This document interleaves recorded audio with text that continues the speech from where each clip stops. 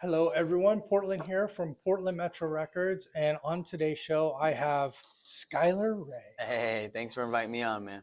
Thanks for coming out. We featured you on the cover of the magazine, and also we featured you on our CD. Let's go. One of the reasons is way back when I first got hired on with 1823, managing the music venue side. The owner, Mhm. first thing that he told me, he goes, I need you to reach out to Skyler Ray and give him a residency. So, Hey. so that was the first assignment, and I had not heard of you then. So I was like, you know what? Let me go check out this show. During the time, this was COVID, Yeah. and we were shut down, and we had to do stuff outside. Yes. And not only was it stuff outside, it was snowing. It was so cold. I remember that show very directly. That's when we first started doing shows. It was so freezing. If you go back and watch the footage, you see the breath coming out of your mouth, right? I remember my hands burned, and holding the mic was difficult because my hands were completely like numb, it felt like. I had gloves on. I was freezing. No matter what I did, I saw me sweating, and I felt the sweat, but I could not warm up. I remember that show. I remember going out there. I'm like, I have to see this show. One, because we didn't shut it down. They were like, no, it's still going on. Yeah. You had reserved tickets already. It was sold. And I get out there and there is a circle of people around you in the snow. And I'm like, this is amazing. Since then, we did a bunch of shows over there. You brought out Lady Dice. Yes. You brought out King Handsome. Yes. You brought out so many people. And the other part that I really, really liked is you invited a lot of local artists that eventually I come to know. And I love that. The Block Bishop, one of my favorite artists right now. Awesome guy. I keep telling him that I ain't sorry. You need to put it on an MP3 and send it to Portland Metro Records. Got it. We want to play it on the radio. He won't do it though. But, All right. but yeah, I met a ton of people, and I just want to say thank you. Of course. Of course. A little bit behind the scenes was when we would set up a show, you would send me people's music play on the radio that we're going to be performing.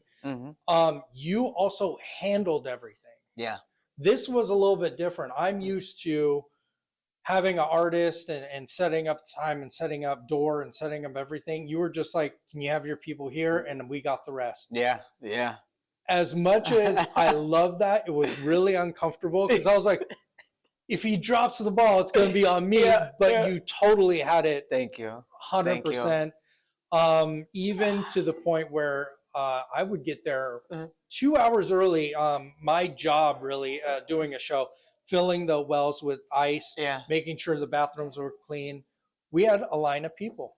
Hey, that's what it's supposed to be. A line of people, and they were getting mad. They're like, open the door. I'm like, not yet, not yet. You still have another hour. And of course, one of our favorites, Ron. Ron would just let me in. Ron, leave. Yeah, Ron, you're awesome. Shout out to Ron. But yeah, you really, really helped 1823 become, at the time, was all genres, but you really helped them become a hip hop place. Yeah. And from your shows, we booked a bunch of others, and it was very, very common. 100+ people. Yeah. You even got an award from them. That is correct. That is correct. Do you remember it was like 270? It might have been 265. Or I know it was over 250, and he presented us the award on stage. Very grateful. Thank you very much, Mike, Rudy, you, obviously, everybody who had hands a part of it. It was incredible. Everybody treated me so kind, so loving, and like you said, they kind of just let me get in there and bulldog my way. So that is amazing to see, because a lot of times I would speak to Mike. I'm like, okay, we need the server to come in a little bit early because we want to start a little bit early. And he's like, just give it to him. Just give it, just give it to him. And that says so much. It even goes to say, they even created a drink for you. Screaming Skyler. Yes. And what was awesome about it is it was non-alcoholic, and we tracked not only your event, we also did an event with MLA. each one of those events, over 100 sold That's crazy. That's at good. each event. And That's I'm like, crazy. this is gold. Yeah, that is. I can't even tell you what was in there. I know it was pineapple juice and an energy drink, but there It was was some other stuff. something. Yeah. But I really, really Yeah. love this part of it. This is a music venue that said, we want to support this alcohol-free environment. Yes. And that is hats off to Was 1823 for even Absolutely. doing that. That was very, very cool. And it was an easy conversation. Yeah. He was like, yeah, let's do it. And I'm like, oh, that's great. It was a lot. It was really cool because the love that was shown there. I tried to start the shows a little bit earlier. Yep. I tend to end them a little earlier as well, because I try to cater to my people that were showing up. I wanted to make it recovery friendly. Of course, I had people that showed up that drank it. That's what happens. You know what I'm saying? Yeah. But a lot of people that came, I would say a majority were in recovery. And it was really beautiful that we were able to get them home safely. I tried to take an account of recovery homes, Oxford curfews, a lot of the buildings, Central City Concerned buildings, the bus line. The bus line. I tried to make sure I got them home so they weren't stranded or stuck outside and being triggered. Yep. So, if people show me love and, putting food on my plate, I want to make sure that I return the favor and make sure it's convenient and make sure it's safe for my people. Well, on behalf of the people, 1,000 thank yous, because those events were not focused on the party thing. It was really focused on the music and the community. It was more of a community environment, and I really, really loved it. I got to run sound. I got to do some other stuff with it, and that was awesome. You brought in a bunch of DJs that we ended up working with, and I just want to say thank you. The other parts of it. So now let's go to the online radio. Yeah. We are worldwide, and you are also worldwide. Thank you. So when you would send us music, it would be popular, but we could see like, oh, Japan's loving it, or Brazil's loving it. And I'm like, this is so cool. So that worldwide part of it, you also helped grow our radio. Thank you. No, thank you. And it's been awesome working with you. Some highlights. You opened for Kevin Gates. That is true. Yes. How was that? That was a lot of fun. Kevin Gates is probably my favorite artist to listen to nowadays. It's been that way for the last 5 years. So the chance to be able to open up for him, me being sober, I get emotional a lot. I process everything. I'm vulnerable because I have nothing to numb it, right? So everything's on the forefront, But I remember I've been to maybe 4 of his shows before, and I remember the last one I seen. It was over at the Roseland. Me and Kayla were up at the sitting section, right? And I remember going up there, and I remember watching in the openers, and I told her, I was like, one day that's gonna happen. And I remember looking at the openers, and I remember tears welling up in my eyes. And it was a weird feeling to identify. It definitely wasn't that I was jealous, but I wanted that opportunity so bad that it made me emotional. And fast forward, I don't know, maybe less than 6 months later, we made it happen. And so that was the cool thing about it. It flew by so fast. It was all this prep.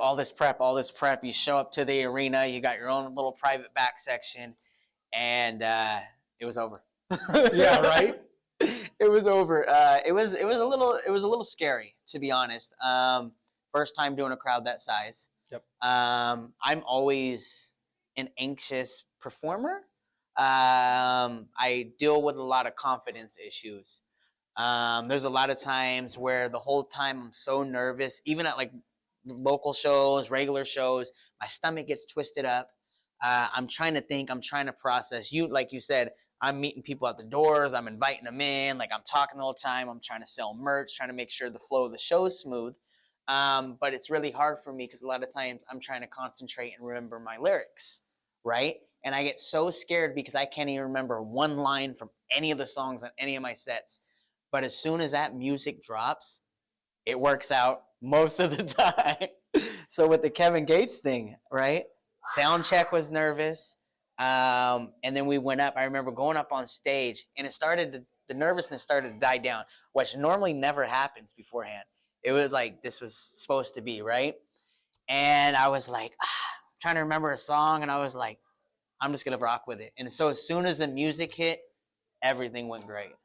So that is not uncommon. I speak to a lot of Mm. obviously bands and artists, and they say the same thing. That nervousness never goes so away. bad.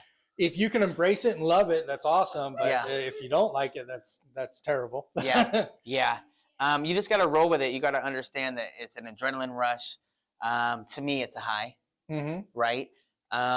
You know, so it replaces it. It releases those endorphins, and I gotta remember that this is what I love.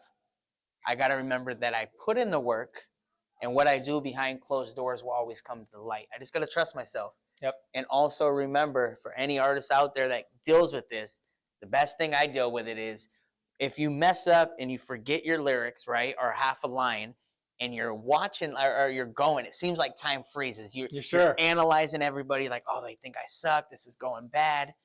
But go back and watch that footage. I guarantee you probably won't even notice you messed up. So many times I get nervous. I go back and I'm like, this is where I messed up. And I'm like, oh, I can't even tell. Wait, you gotta rewind it. Let's see that again. Sure. I'm like, no, it's right here. So it's all good. Trust yourself, and it's not as bad. Who cares if you mess up? If you love it, do it. Yeah, and I will say as a fan, I don't mind the little mess ups. Yeah. And there's an energy. So I'm gonna go back to 1823.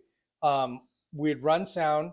We would do lights Yeah. and fog. Yeah. And I gotta tell you, on some of your lyrics, they're extremely passionate. That when I know it's coming up, filter in that fog and then do the white lights. There are some photos in magazines of you on stage, and I'm like, I remember exactly how I felt. I was like, ooh. Yeah.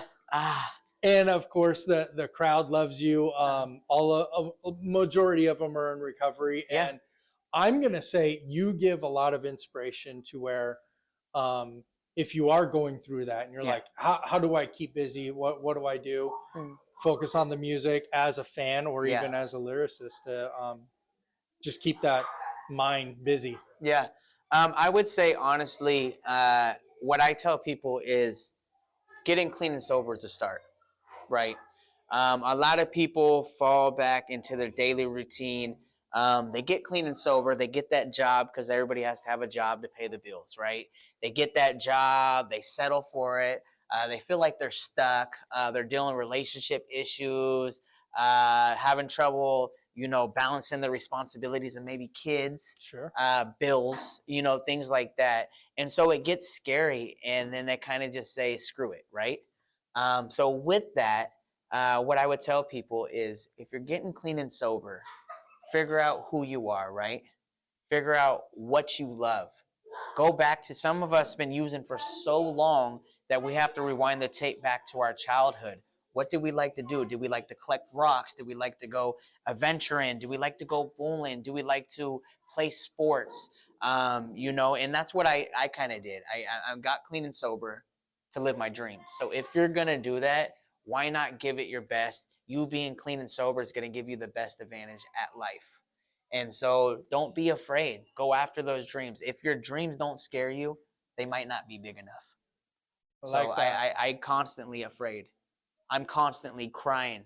I cry often because I'm so scared. What if I fail? What if this ends tomorrow? What if I can't make it? What if I can't provide for the family? What if I, and I just need to learn to relax, trust the process. It will work out. So if you're going through it, just believe in yourself and understand it's going to be a bumpy road. It's awesome. That's awesome. Thank you. Going back to when we first started working together, you announced that you were going on a tour, U.S. tour. Yes. It's like, oh, wow, congratulations. Thank you. And then you announced a worldwide tour. Yes. You went to out of the United States and did some stuff, and along the way you shared your journey, and it was really awesome seeing you from back in that performing in the snow to sold out. Can't do 1823 anymore because it was too small. That's awesome. You outgrew this place that, I don't know, I'm just gonna say everybody from the servers to everybody who worked there, they're like, Skyler Ray is coming up in 2 days or something, and it was awesome to have everybody celebrate that. That was home. Yeah, it was That home. was home. Yeah. Home base. Yeah. I've been since then. I've been looking for a place to call home again. It's been difficult. It's hard. It's hard. There's a lot that goes into it. Yeah. From the environment to the staff, to location to fill. It's very important. The people. It's hard to find the people. I will say that I kind of took for granted the people that work there, and then now working with others, I'm like, yeah, I can't believe what we had, and then now it's not there. But I am trying to work with other places to find a home, but they're just not the same. Yeah, I agree, and I think it happens quite often in all aspects of life. You get comfortable, and you start picking apart like the small things or things that irritate you, and you're like, But then when you leave and realize how great they were, you're like, I would deal with that all over again every single 100%. night. Yep. To just get the good qualities back. Yep. It's hard to duplicate beautiful people. So. Yep. Well, Skyler, do you have anything? You probably have a bunch of stuff coming up that you want to talk about. Yeah. So we're getting ready to wrap tour. This is our second Road to Recovery tour. I think this is tour stop number 30. We're heading out to Atlanta tonight for a show, and then we're going to New Orleans for a video shoot. Nice. So we're getting ready to do that, and working on a brand new album. I've been working on it for a minute. When I first, got back into the scene, because I was in prison and everything, right? When I got out, I dropped like 6 albums in like 2 years, right? And this 7th one, I've been working to try to make sure it's good. I finally feel like I make music I enjoy, and what I mean by that, I finally feel like it's good enough that I could throw it in the car and be like, yeah, play that. And I listen to it, and it sounds like, something quality. So the album is coming. I don't have a date for it because I'm not going to rush it. But I was going to wait till Friday to announce it, but not this Friday, but next Friday. I got a song coming out called Drowning Remix. It's with Kalichi. He's a very, very big artist in the recovery scene. Nice. You see what I do, right? Mm-hmm. He does it on a much grander scale. And so shout out to Kalichi. This man is incredible. Always doing shows, always touring. I think he has like 1 million+ followers. He's really out there putting in work. So it is coming, Drowning Remix with Kalichi. That is dropping not this Friday, the 17th. So be on the lookout for that. We got a lot of things cooking up, lots of new music videos coming out. I've been dropping music every 2 weeks. Yep. So be on the lookout for that. We're probably taking the year off and just making music. So nice. You sent us one track a little bit ago. It had King Handsome on it. Yep, on my own. On my own. That's what we're going to shoot the video in New Orleans for. Okay. Yep. That has, I want to say on day 7, I put out an announcement. It was at number 2 already with us. So let's go. You definitely have something there. Congratulations. Thank you. And I just want to say thank you for being a friend. Hey, thank you for everything that you do. Absolutely.